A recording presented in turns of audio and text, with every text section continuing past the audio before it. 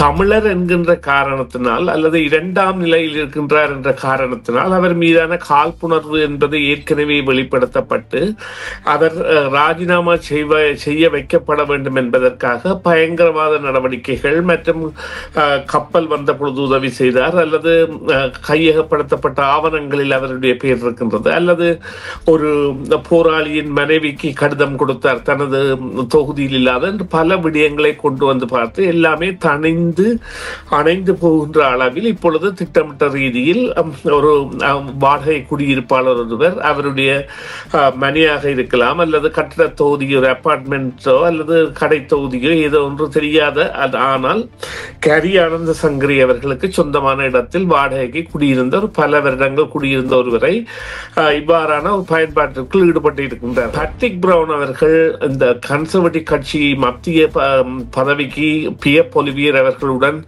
போட்டியில் ஈடுபட்ட பொழுது பேட்ரிக் பிரவுன் அவர்கள் ஒரு பிரதான வேட்பாளராக வருகை தந்திருந்த பொழுது அவருக்கு எதிரான பிரச்சாரத்தை தமிழர்களே காட்டிக் கொடுத்து பியர் பொலிவியருடைய தரப்பினூடாக பேட்ரிக் பிரவுன் அவர்களை வீழ்த்துவதற்கான முயற்சியை மேற்கொண்டு அதில் வெற்றி கண்டிருந்தார்கள். தமிழர்கள் மிகவும் ஒரு கடினமாக பயன்படுத்தக்கூடிய இனம் என்பதை அவர்கள் ஏற்கனவே அடையாளம் கண்டிருந்தார்கள். அதன் மூலமான செயற்பாடுகள் மூலம்தான் முதல் தேர்தலில் கூட வென்றிருந்தார்கள். 2006ஆம் ஆண்டு அவர்களுடைய மேனிஃபெஸ்டோவில் கூட தாங்கள் விடுதலை புலிகளை தடை செய்வோம் என்று கூறியிருந்தார்கள். அதன் பின்னரான அவர்களது செயற்பாடுகள் அவர்களுடைய தேச பற்றை கூட குறியாக்கி இருந்தது. கேரி ஆனந்த சங்கரி அவர்களை பதவி விலகுமாறு ஒரு எதிர்கட்சி தலைவர் கோரிக்கை விடுக்கின்ற அளவிற்கு நம்பிக்கையற்றவராக அல்லது தகவலை முதல் வெளியிட்டவராக அவர் குறிப்பிடப்படுகின்றார்.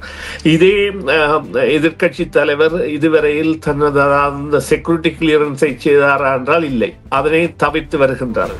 ஒரு குடியிருப்பாளருக்கும் ஒரு வீட்டுரிமையாளருக்கும் உள்ள உறவாடல் என்பது அல்லது அவர்களுடைய ஒரு பல ஆண்டுகளாக தெரிந்தவர்களாக இருக்கின்ற பொழுது அவ்வாறான ஒரு குடியிருப்பாளரை மாற்றக்கூடிய ஒரு சூழ்ச்சி வழியை யாரோ பின்னி இருக்கின்றார்கள். அதற்குள் அந்த குடியிருப்பாளர் விழுந்திருக்கின்றார். அதன் காரணமாக இவர் பலிக்கடாவாக்கப்பட்டிருக்கின்றார். எனவே இவர் ஒரு கட்சி அல்லது இனவாத குழுக்கள் விரும்பி வைத்த பொருட்கள் மாற்றப்பட்டிருக்கின்றார் என்றுதான் கூற வேண்டும். அமைச்சரிடம் அவருடைய ஆளுமையிடம் தனக்கு நம்பிக்கை இருக்கின்றது, அவருக்கு முக்கிய பணி கொடுக்கப்பட்டிருக்கின்றது, அதை அவர் திடமை செய்து வருகின்றார். எனவே அவர் பதவி விலக வேண்டிய தேவையில்லை என்பதை கூறியிருக்கின்றார்.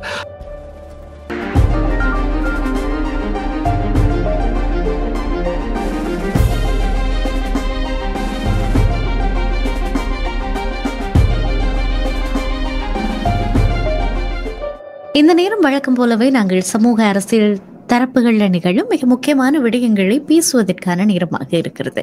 அந்த வகையில் பொது பாதுகாப்பு அமைச்சர் கரி ஆனந்த சங்கரி குறித்து தொடர்ச்சியாக சர்ச்சைகள் எழுந்த வண்ணமே இருக்கிறது. அவரை பதவி விலக செய்ய வேண்டும், அவர் அந்த பதவிக்கு பொருத்தமில்லாதவர் என்கிற சாரப்பட தொடர்ச்சியாக கன்சர்வேட்டிவ் பக்கத்திலிருந்தும் சரி, ஒரு விதமான இனவாத குழுக்கள் பக்கத்திலிருந்தும் சரி தொடர்ந்தேர்ச்சியான தாக்குதலுக்கு சரமாரியாக ஆளாகி இருப்பவர் பொது பாதுகாப்பு அமைச்சர் கரி ஆனந்த சங்கரி. அதை அவர் ஒரு ஆரோக்கியமான முறையிலே அவரும் சரி, அவருடைய கட்சியும் சரி, அதனுடைய கட்சியின் தலைவராக இருக்கிற மாகாணி அவர்களும் சரி மிக ஆரோக்கியமான முறையிலே கையாண்டு வருவதை பார்க்கக்கூடியதாக இருக்கிறது. ஆக இப்பொழுது புது பேச்சு மறுபடியும் கொஞ்ச நாள் அந்த அவரை பதவியில் இருந்து நீக்க வேண்டும் என்கிற பேச்சு கொஞ்சம் அமர்ந்திருந்ததை பார்க்கக்கூடியதாக இருந்தது. இப்பொழுது மறுபடியும் அவர்கள் கரி ஆனந்த சங்கரி அவர்களை இலக்கு வைக்க ஆரம்பித்திருக்கிறார்கள். இப்பொழுது ஒரு பதிவு செய்யப்பட்ட உரையாடல், அதாவது அவருடைய கரி ஆனந்த சங்கரி அவர்களினுடைய டெனன்ட் என்று சொல்லப்படுகிற குடியிருப்பாளரோடு ஒரு பிரத்யேகமான முறையில் தனிப்பட்ட ஒரு பர்சனல் கன்வர்சேஷனாக இருந்த ஒரு உரையாடலை பதிவு செய்து அந்த உரையாடலை இப்பொழுது வெளியிட்டிருக்கிறார்கள். இது குறித்து பல்வேறு கேள்விகளும் சர்ச்சைகளும் எழுந்திருப்பதை அடுத்து இன்றைய நாளிலே பியர் பொலிவியர் தன்னுடைய சமூக வலைதள பக்கத்திலே அவரை கரி ஆனந்த சங்கரி அவர்களை பதவியில் இருந்து நீக்க வேண்டும் என்கிறதை வெளிப்படையாகவே சொல்லி பதிவுகளை இட்டிருந்ததை பார்க்கக்கூடியதாக இருந்தது. இது குறித்து நாங்கள் பேச போகிறோம். வணக்கம் சுரேஷ் தர்மா. வணக்கம் பிரியா. வணக்கம் நேயர்களே. வணக்கம். மற்றொரு உரையாடலை சந்திப்பதில் மகிழ்ச்சி தர்மா. நான் ஏற்கனவே சொன்னது போல கரி ஆனந்த சங்கரி அவர்களுக்கும் அவருடைய குடியிருப்பாளருக்கும் இடையில பேசப்பட்டிருக்கிற ஒரு விடயம் இப்பொழுது பதிவாக ரெக்கார்டிங்காக வெளியாகி இருக்கிறது. அதுல என்ன பேசப்பட்டிருக்கிறது? இது எப்படிப்பட்ட ஒரு தாக்கத்தை வெளியிலே ஏற்படுத்தி இருக்கிறது? நிச்சயமாக இந்த விவகாரத்தில் ஒரு நம்பிக்கை அடிப்படையில் அவருக்கு தெரியாமல் இரகசியமாக மேற்கொள்ளப்பட்ட ஒரு பதிவாகவும், இதன் பின்னணியில் சில சக்திகள் சேர்ந்து இயங்கி இருக்கலாம் என்கின்ற காரணத்தால், என்றால் ஒரு குடியிருப்பாளராக பல ஆண்டுகளாக இருக்கின்ற ஒருவரால் இவ்வாறான வகையில் தன்னை விற்பனை செய்வதற்கு அல்லது தனது நன்னடத்தையை துளைப்பதற்கான சந்தர்ப்பத்தை ஏதோ ஒரு கட்சியோ அல்லது இந்த நீங்கள் குறிப்பிட்ட இனவாத குழுக்களோ வழங்கியிருந்தாலும், இந்த முயற்சிக்கு கட்சியின் ஆதரவு இருக்கின்றது என்பது உண்மை. இந்த துப்பாக்கிகளை மீள வாங்குவது தொடர்பான சட்டமூலம் என்பவை அல்லது அந்த தீர்மானம் என்பது இன்று அறிவிக்கப்பட்டிருந்தது. அது தொடர்பான உரையாடலில் அவர் கேட்கின்ற கேள்விக்கு அதற்கு அவ்வாறான ஒரு நிலைமைக்கான, அதாவது ஆளுமை என்பதை விட அவர்களுக்குரிய பலம் என்பது காவல்துறையினருக்கு இருக்கின்றதா என்பதை தன்னால் கூற முடியாத போன்ற சில விடயங்களை குறிப்பிட்டிருந்தார். ஆனால் இந்த விவகாரம் நிச்சயமாக தேவை என்பதையும் குறிப்பிட்டிருந்தார். அதனை இவர்கள் பிரபல்யப்படுத்தி நேற்று பாராளுமன்றத்தில் ஒரு கேள்வி நேரத்தில் இது தொடர்பான கேள்வி விவாதங்களில் எதிர்கட்சி தலைவரான பிய பொலிவேரும் கரியான் சங்கரி அவர்களும் நேரடியாகவே ஈடுபட்டிருந்தார்கள். இன்று அதன் பிறகு நேற்றும் இன்றும் அதே பத்திரிகைகள், நீங்கள் குறிப்பிட்டது போல இங்கே ஒரு விடயத்தை முக்கியமாக கவனத்தில் இருக்க வேண்டும். இந்த தமிழர் என்கின்ற காரணத்தினால் அல்லது இரண்டாம் நிலையில் இருக்கின்றார் என்ற காரணத்தினால் அவர் மீதான காழ்ப்புணர்வு என்பது ஏற்கனவே வெளிப்படுத்தப்பட்டு அவர் ராஜினாமா செய்ய வைக்கப்பட வேண்டும் என்பதற்காக பயங்கரவாத நடவடிக்கைகள் மற்றும் கப்பல் வந்த பொழுது உதவி செய்தார் அல்லது கையகப்படுத்தப்பட்ட ஆவணங்களில் அவருடைய பெயர் இருக்கின்றது அல்லது ஒரு போராளியின் மனைவிக்கு கடிதம் கொடுத்தார் தனது தொகுதியில் இல்லாத என்று பல விடயங்களை கொண்டு வந்து பார்த்து எல்லாமே அணைந்து போகின்ற அளவில் இப்பொழுது திட்டமிட்ட ரீதியில் ஒரு வாடகை குடியிருப்பாளர் ஒருவர் அவருடைய மனையாக இருக்கலாம் அல்லது கட்டிட தொகுதியோ ஒரு அபார்ட்மெண்ட்டோ அல்லது கடை தொகுதியோ ஏதோ ஒன்று தெரியாத, ஆனால் கரி ஆனந்த சங்கரி அவர்களுக்கு சொந்தமான இடத்தில் வாடகைக்கு குடியிருந்த ஒரு பல வருடங்கள் குடியிருந்த ஒருவரை இவ்வாறான ஒரு பயன்பாட்டிற்குள் ஈடுபட்டு இருக்கின்றார்கள். இவ்வாறான சந்தர்ப்பம் ஏற்கனவே அடையாளம் காணப்பட்டிருந்தது. எவ்வாறு சொன்னால், பேட்ரிக் பிரவுன் அவர்கள்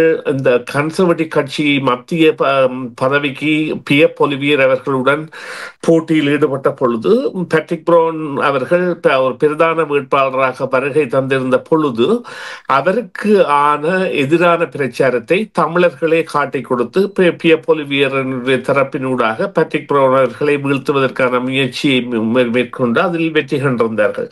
அதாவது இந்த மலின அரசியலில் தமிழர்களின் பங்குகள் இருக்கின்றது என்பதற்கு ஒரு சான்றாக அது அப்போது அமைந்திருந்தாலும் இப்பொழுது தமிழர்களிடையே எழக்கூடிய கேள்வியாக இருக்கிறது என்னவென்றால், இவ்வாறு தமிழ் ஒரு அரசியல்வாதி முனைப்பாக வரும் பொழுது அவருக்கு எதிரான குற்றச்சாட்டுகள் நிரூபிக்கப்படாத பொழுது மீண்டும் மீண்டும் அவர் மீதான காழ்ப்புணர்வு என்பது கொண்டு வரப்பட்டு 19 ஆண்டுகளுக்கு அல்லது குறைந்தது 16 ஆண்டுகளுக்கு முன்னரே முடிவுக்கு கொண்டு வந்த தாங்களே இனப்படுகொலையின் பங்காளிகளாக செய்த ஒரு கட்சியினர் இதற்காக தமிழர்களை இவ்வாறு அவமதிக்கின்றனர் என்றதை தமிழர்கள் அந்த கட்சி சார்ந்தவர்களிடமும் அவர்களுக்கு வேட்பாளர்களாக தங்களை அறிமுகப்படுத்துவர்களிடமும் கேட்க வேண்டிய தேவை ஒன்று இருக்கின்றது. என்னவென்றால், இங்கே ஒரு கபட நாடகம் நடக்கின்றது. கபட நாடகத்தில் இந்த கட்சிக்கு தெரிந்த விடயம் என்னவென்றால், தமிழர்கள் மிகவும் ஒரு கடினமாக பயன்படுத்தக்கூடிய இனம் என்பதை அவர்கள் ஏற்கனவே அடையாளம் கண்டிருந்தார்கள். அதன் மூலமான செயற்பாடுகள் மூலம்தான் முதல் தேர்தலில் கூட வென்றிருந்தார்கள். 2006ஆம் ஆண்டு அவர்களுடைய மேனிஃபெஸ்டோவில் கூட தாங்கள் விடுதலை புலிகளை தடை செய்வோம் என்று கூறியிருந்தார்கள். அதன் பின்னரான அவர்களது செயற்பாடுகள் அவர்களுடைய தேச பற்றை கூட குறியாக்கி இருந்தது. இந்த நிலையில் தான் இப்பொழுது கரி ஆனந்த சங்கரி அவர்களை பதவி விலகுமாறு ஒரு எதிர்கட்சி தலைவர் கோரிக்கை விடுக்கின்ற அளவிற்கு நம்பிக்கையற்றவராக அல்லது தகவலை முதல் வெளியிட்டவராக அவர் குறிப்பிடப்படுகின்றார். இதே எதிர்கட்சி தலைவர் இதுவரையில் தனது அந்த செக்யூரிட்டி கிளியரன்ஸை செய்தாரா என்றால் இல்லை, அதனை தவிர்த்து வருகின்றார்.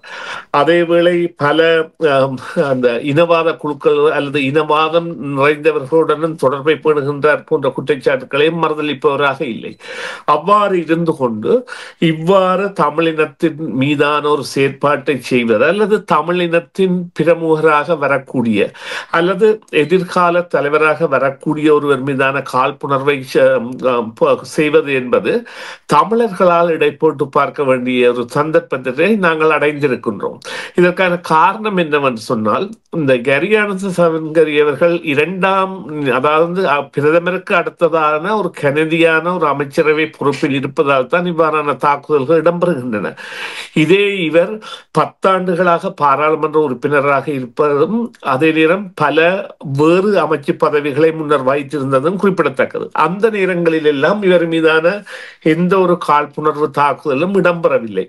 இவர் இரண்டாம் நிலைக்கு உயர்த்தப்பட்ட பொழுதுதான் இவ்வாறான தாக்குதல்கள் இடம்பெறுகின்றன.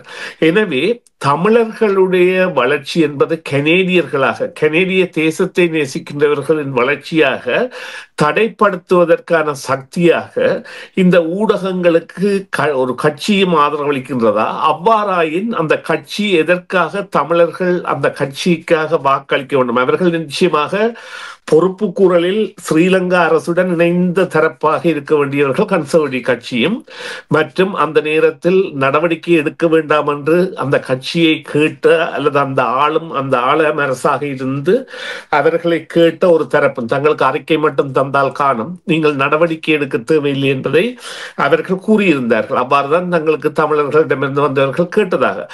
அவ்வாறானவர்கள் விசாரணைக்கு உட்படுத்தப்பட வேண்டிய தேவை ஒன்றை இது காட்டி நிற்கின்றது. ஏனென்றால் அவ்வாறான ஒரு காழ்ப்புணர்வு நிலைக்கு இப்பொழுது தமிழினத்தை கொண்டு செல்கின்ற செயற்பாடுகளை நாங்கள் காண்கின்றோம். நிச்சயமாக. ஆக தொடர்ச்சியாக கரி ஆனந்த சங்கரி இலக்கு வைக்கப்படுவது, அவர் இலக்கு வைக்கப்படுகிறார் என்பதை வெளிப்படையாக காட்டுகிற ஒன்றாக இருக்கிறது. எல்லா வகைகளிலும் ஒரு இன ரீதியான சாயம், இல்லாவிட்டால் ஒரு பயங்கரவாத சாயம், இப்படியான சாயங்கள் பூச முயன்று அவைகள் சரியாக பலிக்காத காரணத்தினால் புதிய புதிய வழிமுறைகளை அவர்கள் கையாளுகிறார்கள். இப்போது போன முறை இந்த கேள்வி எழுந்திருந்தது. கரி சார்பாக தமிழ் மக்கள் பேசுகிற போது இதை இனவாத என்று சொல்லி ஒரு முத்திரை குத்த முயற்சி பண்ணாதீர்கள். உண்மையிலுமே அப்படி ஒரு பெரிய ஒரு நாட்டினுடைய பொது பாதுகாப்பு அமைச்சராக இருக்கிறவருக்கு இதுவெல்லாம் தெரிந்திருக்க வேண்டிய அடிப்படையான விஷயங்கள். ஆக அவருடைய பற்றாக்குறையை அவர்கள் போதாமையை நீங்கள் இனவாத என்கிற சாயத்தை பூசி நியாயப்படுத்த முடியாதீர்கள் என்று சொல்லியிருந்தார்கள். ஆக இதை ஒரு பக்கம் வைத்துவிட்டு இப்பொழுது இருக்கிற பிரச்சனையிலும் இது எவ்வளவு தூரம் சரி, ஒரு பொது பாதுகாப்பு அமைச்சர் தன்னுடைய பிரத்யேக கலந்துரையாடல்கள்ல இப்படி அரசாங்கம் சம்பந்தப்பட்ட ஒரு திட்டம் குறித்து இவ்வாறான ஒரு கருத்தினை வெளியிடுவது சட்ட ரீதியாக இது லோஃபுல்லா, எவ்வளவு தூரம் இது சரியானது? அவருடைய அதாவது நாங்கள் இந்த பக்கம் பேசுகிற அளவுக்கு அந்த பக்கத்திலே அவர்கள் முன்வைக்கிற குற்றச்சாட்டு என்ன என்பதை பற்றியும் அது ஆழமானதா, அதுல நியாயம் இருக்கா என்பதை பற்றியும் நாங்கள் பேசியாக வேண்டும். ஆக அது எவ்வளவு தூரம் அவர்கள் சொல்லுவதில் உண்மை சரி இருக்கிறது என்று நினைக்கிறீர்கள்? இல்லையா, நன்னம்பிக்கை பொறுத்த விடயத்தில் இவ்வாறான கருத்து பகிர்வுகளை மேற்கொள்வது என்பது சாதாரணமானது விடயம். இப்பொழுது அதாவது விடுதலை புலிகள் அமைப்போ அல்லது உலக தமிழர் அமைப்போ தடை செய்யப்படுகின்ற பொழுது அந்த தகவல் கூட பரிமாறப்பட்ட விடயங்கள் எல்லாம் கன்சர்வேட்டிவ் கட்சியினால் செய்யப்பட்ட சம்பவங்கள் இருக்கின்றன. அவ்வாறான ஒரு அவ்வாறான ஒரு நிலையில் இது ஒரு அதீத நம்பிக்கை உள்ள நிலையில் ஆஃப் த ரெக்கார்டாக, அதாவது வெளிவராமல் இருக்கக்கூடிய வகையிலான ஒரு தகவல் பரிமாற்றமாக மேற்கொள்ளப்பட்டிருக்கலாம். ஆனால் அவ்வாறு தனிப்பட்ட ரீதியில் மேற்கொள்ளப்பட்டிருந்த கருத்தியலை கூட சில வேளைகளில் இது எந்த விதத்திலும் ராஜதந்திர நகர்வுகளை பாதிப்பதாகவோ அல்லது இராணுவ ரகசியங்களை தெரிவிப்பதாகவோ அல்லது நாட்டின் இறையாண்மையை பாதிப்பதாகவோ அமையவில்லை. மாறாக தாங்கள் ஒரு திட்டம் ஒன்றை கொண்டு வரப் போகின்றோம். இந்த திட்டத்தில் சில வழிகளில் போலீசாருக்குரிய ரீசோர்ஸ் என்கின்ற, அதாவது அவர்களுக்கு வழங்கப்பட்டுள்ள வளங்கள் போதாது என்கின்ற கருத்தியலை அவர் தனிப்பட்ட ரீதியில் ஒரு தனிப்பட்ட நபருக்கு தெரிவித்தது என்பது நிச்சயமாக பொது வழிக்கு சம்பந்தம் இல்லாதது. இப்பொழுது பார்த்தீர்களானால் இவ்வாறான தகவல் பரிமாற்றங்கள் இப்பொழுது இரண்டு முகமுள்ள அரசியல்வாதிகளாக நண்பர்களாகத்தான் பல அரசியல்வாதிகளும் இருப்பார்கள். அவ்வாறான தகவல் பரிமாற்றங்களில் சில வேளைகளில் நம்பிக்கை என்பது கோலோச்சி நிற்கின்ற பொழுது சில தகவல்கள் என்பன பாவிக்கப்படுகின்ற சந்தர்ப்பம் இருக்கின்றது. அது எந்த கட்சிக்கும் பொருந்தும். எனவே அந்த வகையில் நிச்சயமாக இது ஒரு இராணுவ ரகசியம் கசிய விடப்படவில்லை, அல்லது அரசின் ஒரு உச்சக்கட்ட தீர்மானமோ அல்லது ஒரு இறையாண்மை சம்பந்தமாக அது மேற்கொள்ள இருந்த விடயமோ கையாளப்படவில்லை. மாறாக இவ்வாறான ஒரு திட்டத்தை கொண்டு வரப்போவதான தனது கருத்தியலை, தனது தனிப்பட்ட கருத்தியலை தெரிவித்திருந்தார். நிச்சயமாக அது கூட தவிர்க்கப்பட்டிருக்கலாம். ஆனால் அது இப்பொழுது ஒரு நம்பிக்கை அடிப்படையில் பார்ப்போமாக இருந்தால் சில வேளைகளில் அவ்வாறான விடயங்கள் என்பது சாத்தியப்பாடுள்ளது. அதனைத்தான் கூறலாம். அதாவது நிச்சயமாக இது கூறப்பட்டிருக்க வேண்டுமா என்றால் இல்லை என்ற பதில்தான் நிச்சயமாக இருக்கும். ஏனென்றால் அமைச்சரவை மற்றும் அவர் பிரிவி கவுன்சில் கூட அதாவது ஒரு மெம்பராக, ஒரு அங்கத்தவராக இருக்கின்றவர் மற்றும் ஒரு ஆளுமை மிக்கவராக அந்த அரசாட்சியில் இருக்கின்றவர் என்ற காரணத்தால் மறுபக்கமாக நம்பிக்கை அடிப்படையிலான ஒரு தவறு அவர் திட்டமிட்டு பொறிவைக்கப்பட்டு ஒரு சூழ்ச்சிக்கு மாட்டப்பட்டிருக்கின்றார். அவ்வாறுதான் கூறலாம். இவ்வாறு கூறுங்கள், ஒரு குடியிருப்பாளருக்கும் ஒரு வீட்டுரிமையாளருக்கும் உள்ள உறவாடல் என்பது, அல்லது அவர்களுடைய ஒரு பல ஆண்டுகளாக தெரிந்தவர்களாக இருக்கின்ற பொழுது அவ்வாறான ஒரு குடியிருப்பாளரை மாற்றக்கூடிய ஒரு சூழ்ச்சி வழியை யாரோ பின்னி இருக்கின்றார்கள். அதற்குள் அந்த குடியிருப்பாளர் விழுந்திருக்கின்றார். அதன் காரணமாக இவர் பலிக்கடாவாக்கப்பட்டிருக்கின்றார். எனவே இவர் ஒரு கட்சி அல்லது இனவாத குழுக்கள் விரும்பி வைத்த பொருட்கள் மாற்றப்பட்டிருக்கின்றார் என்றுதான் கூற வேண்டும். நிச்சயமாக இதற்கு கரி வழங்கியிருக்கக்கூடிய பதில் என்ன? மாகாணி அவர்கள் வழங்கியிருக்கக்கூடிய பதில் என்ன? கேரி அவர்கள் தான் அதாவது தனிப்பட்ட ரீதியில் இந்த உரையாடல் நடந்ததாகவும் இந்த விடயத்தில் தான் அதாவது தனக்கு தனது உரையாடல் பதிவு செய்யப்படுவது தெரியாது இருந்ததாகவும், ஆனால் ஒரு தெரிந்த நபருடன் தான் உரையாடுவது போன்ற உரையாடலாக அமைந்ததாகவும் கூறியிருக்கின்றார். அதே நேரம் இன்று ஐக்கிய நாடுகள் அவையில் அங்கே கூட்டத்தில் பங்கு பெற்றுக் கொண்டிருக்கின்ற மாகாணியிடம் ஐக்கிய நாடுகள் அவையில் வைத்தே இந்த விவகாரம் தொடர்பாக கேள்விகளுக்கு எழுப்பப்பட்டது என்றால் இது திட்டமிட்டு நடத்தப்படுகின்ற ஒரு பிரச்சாரம்.